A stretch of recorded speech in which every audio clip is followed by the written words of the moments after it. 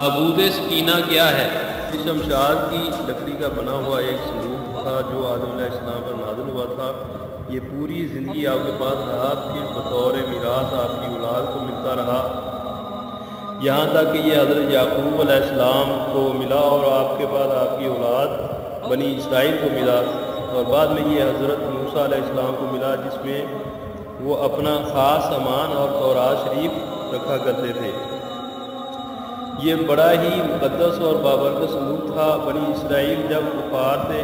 جہاد کرتے اور ان کو شکست کا ڈر ہوتا تو وہ اس صندوق کو آگے رکھتے، تو اس صندوق سے ایسی رحمتوں اور برکتوں کا ظہور ہوتا کہ مجاہدین کے دلوں کو چین، آرام و سکون حاصل ہو جاتا، اور صندوق کو جتنا آگے بڑھاتے آسمان سے نصر من اللہ و فتح قریب کی بشارت عظمیٰ نازل ہوتی۔ بنی اسرائیل میں جب بھی کبھی اختلاف ہوتا تو وہ اسی صندوق سے فیصلہ کرتے، صندوق سے فیصلے کی آواز خود ہی آتی۔ الغرض یہ تابوت بنی اسرائیل کے لیے تابوت سکینہ ثابت ہوا، لیکن جب بنی اسرائیل طرح طرح کے گناہوں میں ملوث ہوئے اور ان لوگوں میں سرکشی اور ظلم و جبر کا دورہ عام ہوا تو ان کی بدعمالیوں کی نحوست کی بدولت اللہ کا یہ عذاب نازل ہو گیا کہ قوم عمالقہ کے ایک لشکر جرار نے بنی اسرائیل پر حملہ کیا اور بنی اسرائیل کو تہس نہس کر دیا، ان کا قتل عام کیا اور ان کی بستیوں کو تحت و تاراج کیا، اور متبرک صندوق کو بھی اٹھا کر راستے میں نجاستوں کے کوڑے میں پھینک دیا۔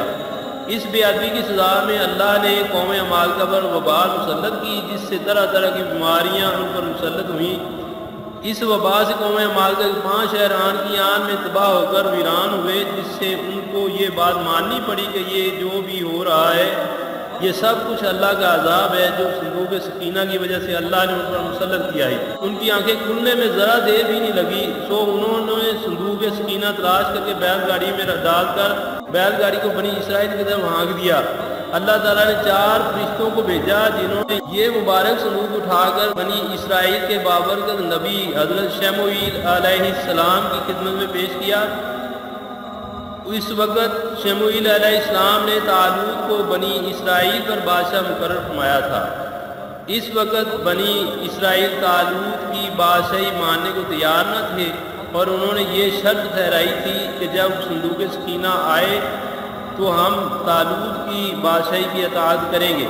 چنانچہ وہ صندوق ان کے سامنے پیش کیا گیا اور انہوں نے طالوت کی بادشاہی کی اطاعت کی۔